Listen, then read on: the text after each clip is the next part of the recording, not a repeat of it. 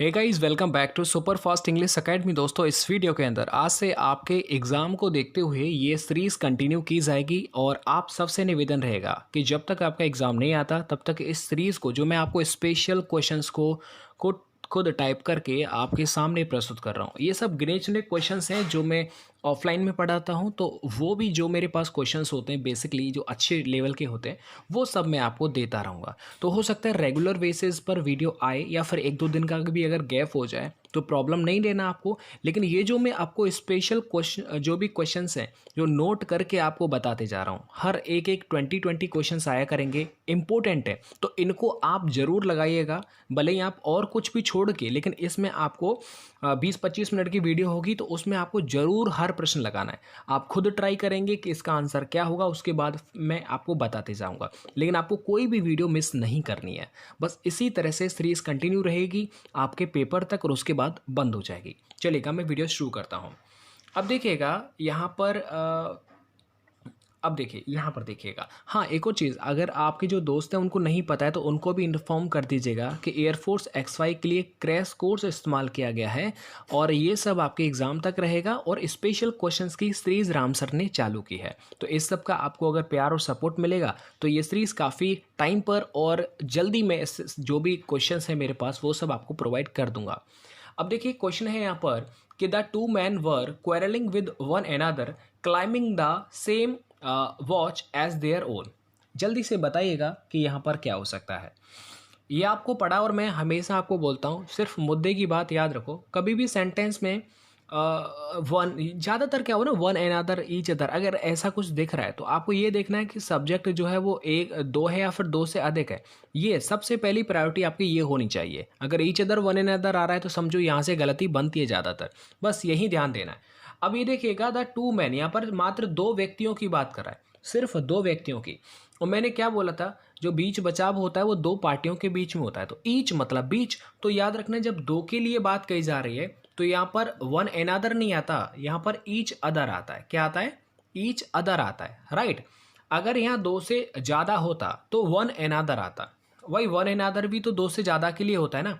One one माने एक हो गया और एन माने एक हो गया, अदर है मतलब इससे भी ज़्यादा है, मतलब दो तीन कितना भी हो सकता है वो, मतलब दो से ज़्यादा है तो वन अनदर लगाएंगे। और जब स्पेशल दो व्यक्ति पर्सन थिंग्स के बीच में बात की जा रही है तो वहाँ पर ईच अदर लगाएंगे।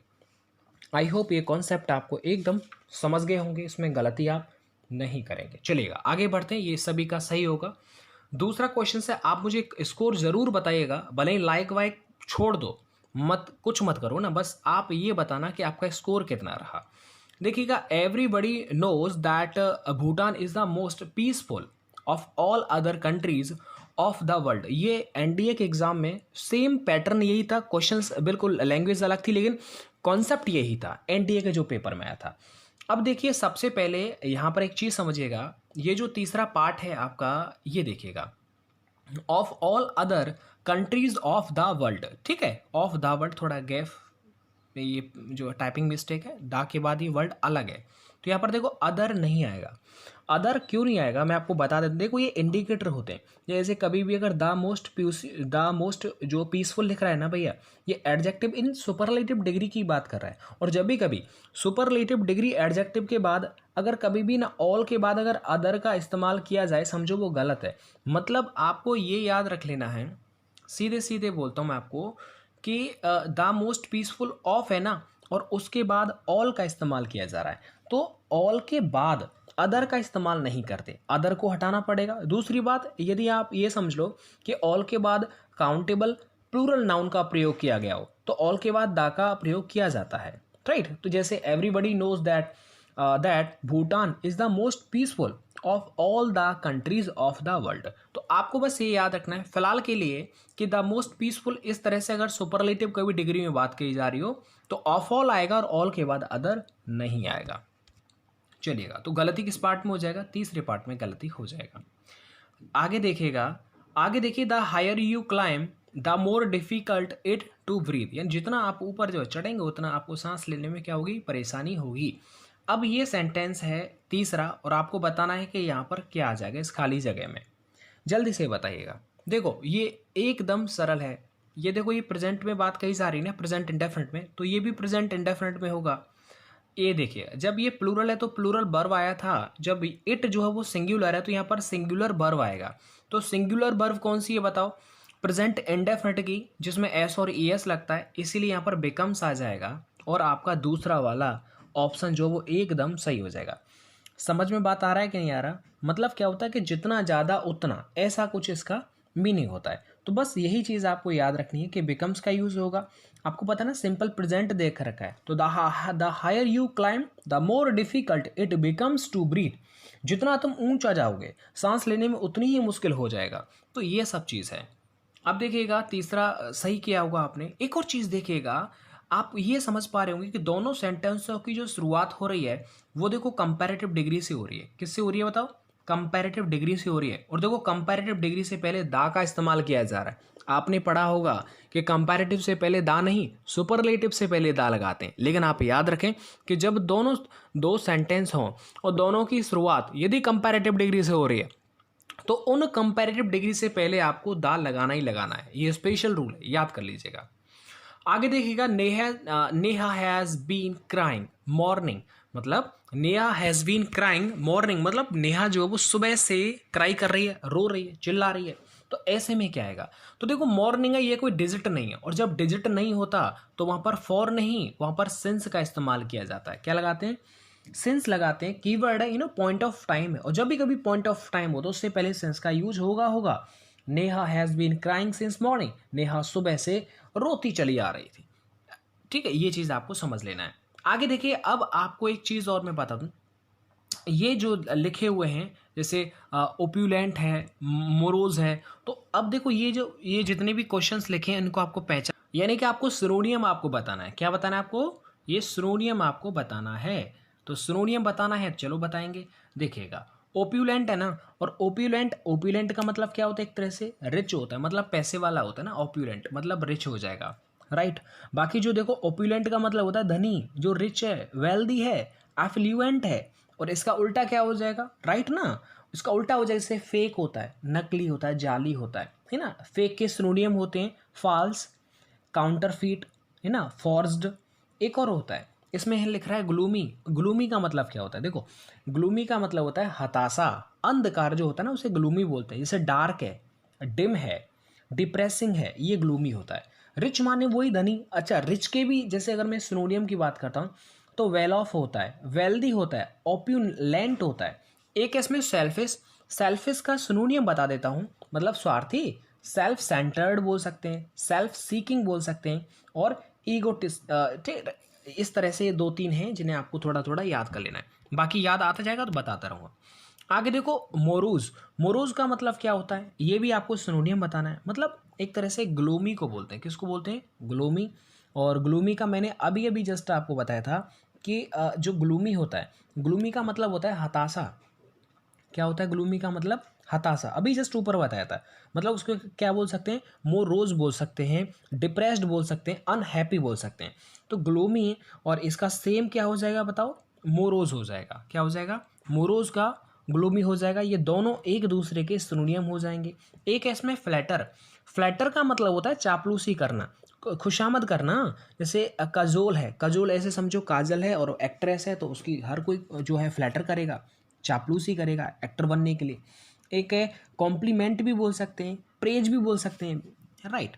एक है इसमें फ्रेंडली, ये तो सबको पता होगा, दोस्ती से संबंधित है, मित्रता जो होती है उसे एफी लेवल, प्लीजेंट बोल सकते हैं। एक है इसमें सैबी, SAVVY।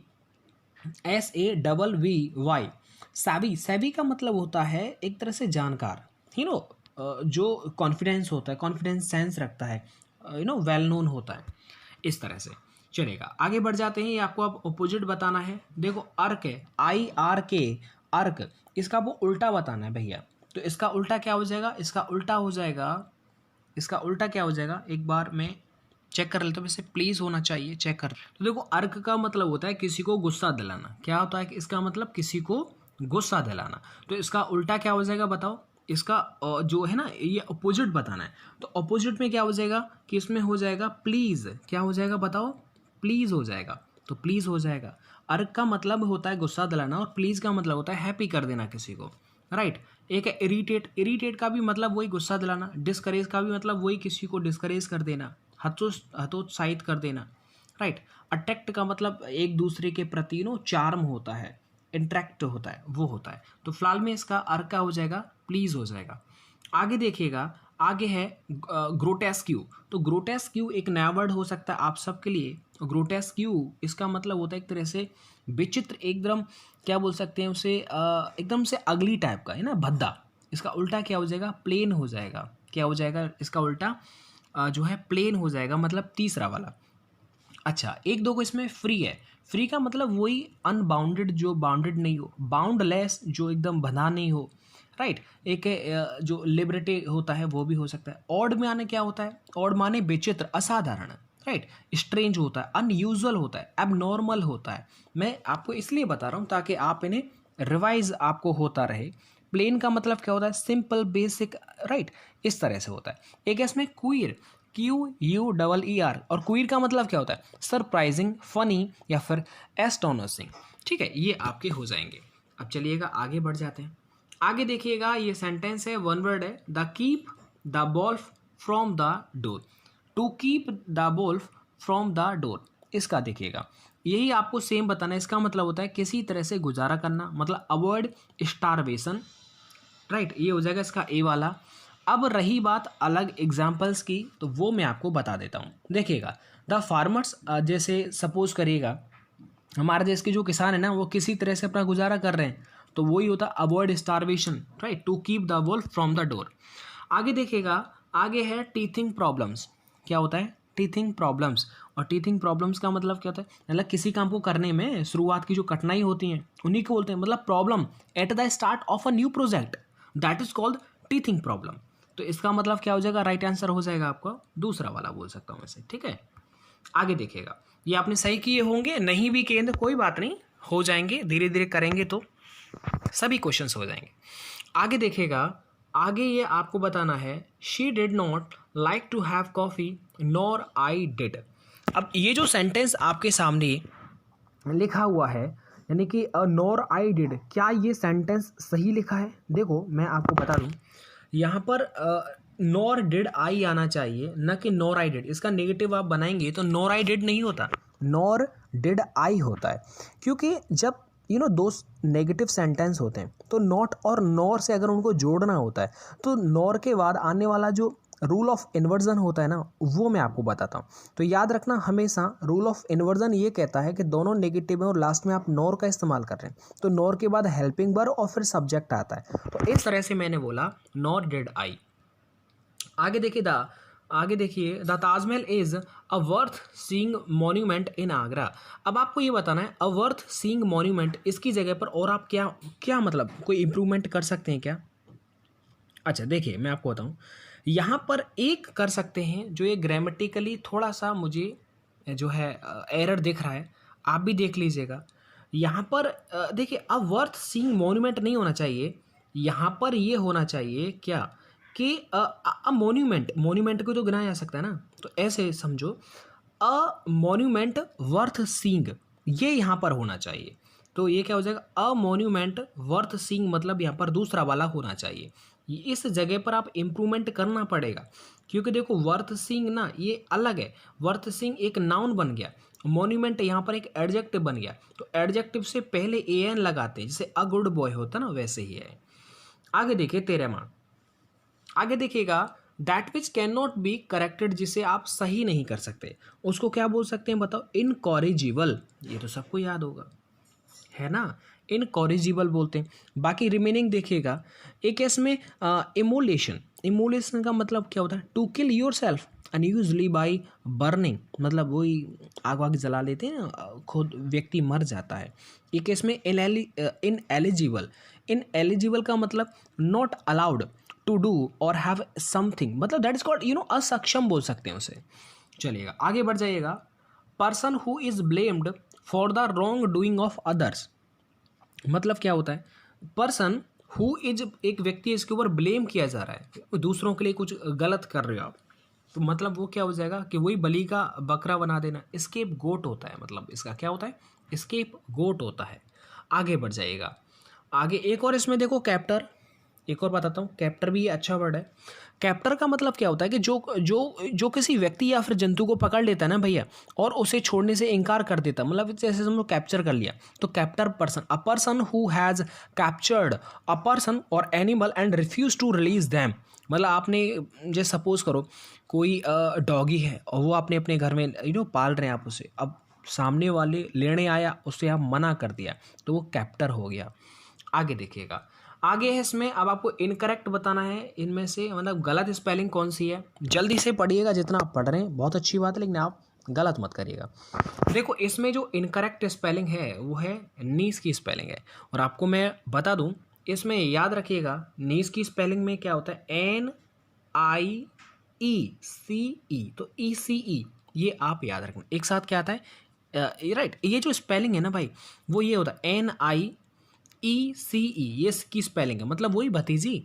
एक है कंसीव का मतलब गर्भ धारण कर लेना या फिर विचार करना, कंसीव होता है। लीजर, लीजर का मतलब वही अवकाश, छुट्टी वुट्टी होता है ना, लीजर टाइम होता है। एक इसमें चलो आगे बढ़ जाते हैं। अब देखो 16वां जो क्वेश्चन है, इसको आपको बताना है इसमें गलत स्पेलिंग क्या है। देखो इसमें स्पेलिंग है डिक्शनरी, और बाकी सब सही है। देखो डिक्शनरी की स्पेलिंग यहाँ पर गलत है। डिक्शनरी में क्या होता है कि DICTIONORY, क्या होता है बताओ, ये जो लिखा हुआ है ये है ना भैया गलत, तो गलत है तो इसका आपको सही बताना है। तो सही में क्या होता है कि DICTIONARY, तो DICTIONARY, तो यहाँ पर ए आता है सही बनाने के लिए, ARY होता है, शब्दकोश बोलते हैं इसे। इरेलीवेंट मतलब अप्रासंगिक हो सकता है, चलेगा। और टेंजिबल का मतलब होता है जिसे आप टच कर सकते हैं, उससे बोलते हैं टेंजिबल। अब आपको ये बताना है कि ये आपको एक्टिव्स है और इसका पैसिव आपको बताना है कि एक्टिव है और इसका पैसिव क्या हो सकता है। तो ये सब वैसे आप कर लेंगे, बताने की ज़रूरत नहीं है, फिर भी मैं आपको थोड़ा सा बता देता हूँ। An elephant may be helped even by an ant, तो ये देखो ये बर्फ़ के बाद जो दे रखा है ये ऑलरेडी बना हुआ है, इसका आपको एक्टिव बनाना है, तो कोई बात नहीं। हेल्प्ड के बाद क्या हो जाएगा, इवन, इवन एन आंट क्या हो जाएगा, इसका हो जाएगा इवन एन आंट में हेल्प एन एलिफेंट, राइट। ये पैसिव ऑलरेडी बना हुआ है, इसका एक्टिव बनाना था। आगे देखो ये आपको डायरेक्ट है और इसका इनडायरेक्ट आपको बनाना है, तो ये चीज़ आप याद रखें। Please do not cry, he said, उसने कहा कि आप रो मत, तो ऐसे में क्या हो जाएगा, ये हो जाएगा ही बैग्ड मी, उसने मुझसे क्या किया, बैग्ड किया, नॉट टू क्राई, तो यहाँ पर क्या हो जाएगा बताओ, यहाँ पर हो जाएगा जो सेकंड वाला आंसर है वो एकदम सही हो जाएगा। आगे देखिएगा, आगे आगे दो और क्वेश्चंस बचे हुए हैं, इनको भी आपको बता देना है। ये मैं आपसे पूछता हूँ, जैसे देखिए, my sister in laws who lives in Kolkata have come to stay with us, क्या इसमें कुछ गलत लग रहा है क्या आपको? हाँ जी, बिल्कुल गलत लग रहा है, और गलत है इसीलिए हमको लग रहा है। जल्दी से बताइएगा कि क्या गलती हो सकती है। देखिए पहली बात तो, सिस्टर इन लॉज के स्थान पर पता है सिस्टर इन लॉ होगा, ये सिंगुलर होगा। भैया एक बात आप बताइए, जब ये सिंगुलर होगा तभी तो यहाँ पर सिंगुलर वर्ब आती है ना भाई, इसको तो हटा दो, ये जो वर्ब होती है वो इसके अकॉर्डिंग वर्ब आती है, क्योंकि ये सिंगुलर है, तो सिंगुलर की वजह से यहाँ पर क्या हो जाएगा, ये हो जाएगा लिव्स हो जाएगा, तो इसलिए फिलहाल में आपका ए वाले पार्ट में क्या हो जाएगा, गलती हो जाएगा। आगे देखिएगा, आगे है कि these kinds of clothes are rather expensive for me to buy. इस सेंटेंस में आपको एक चीज़ समझ में आ रही होगी, काफ़ी अच्छा क्वेश्चन है, बहुत अच्छा क्वेश्चन है। देखिएगा आपको मैं बता दूं, यहाँ पर काइंड, ये जो है ना भाई, काइंड की जगह पर काइंड्स का यूज़ किया जाएगा, ये आपको दिख रहा है, दीज काइंड्स ऑफ क्लॉथ। ये सेंटेंस जो है वो मैंने ऑलरेडी जो है वो सही कर दिया है। बाकी ये क्वेश्चन जो था वो पेपर में ऐसे था कि दीज काइंड दे रखा था, क्या दे रखा था, दीज काइंड था, इसीलिए इसमें नो एरर हो जाएगा, वो पूरा पूरा सही है। लेकिन याद रखना, दीज और दोज के बाद प्लूरल आता है, दिस दैट के बाद सिंगुलर आता है, तो ये आपको छोटी छोटी चीज़ें जो वो आपको याद कर लेनी है, बाकी सब हो जाएगा, चलेगा दोस्तों। और इसके आंसर की यहाँ पर दे रखी है, वो मैं टेलीग्राम ग्रुप में आपको शेयर कर दूंगा इस पेपर को। लेकिन ये जो रेगुलर बेसिस पे जो भी पेपर चलेंगे उन सबको आप ज़रूर अटेम्प्ट करिए। इसके बाद और रिमेनिंग जो प्रश्न हैं, जो कॉन्सेप्ट हैं जो आपके पेपर में बन सकते हैं, वो सब मैं आपको बताते जा रहा हूँ, ठीक है। चलेगा दोस्तों, मिलता हूँ मैं आपको नेक्स्ट वीडियो के साथ। अपने दोस्तों में ज़रूर शेयर करें और उनको सबको बताइएगा, क्योंकि आपके जो बड़े मित्र थे जो एयरफोर्स में नौकरी कर रहे हैं, वो सब इसी तरह के प्रश्नों की सीरीज़ को पढ़ करके और वो ज्वाइन किया उन्होंने। धन्यवाद।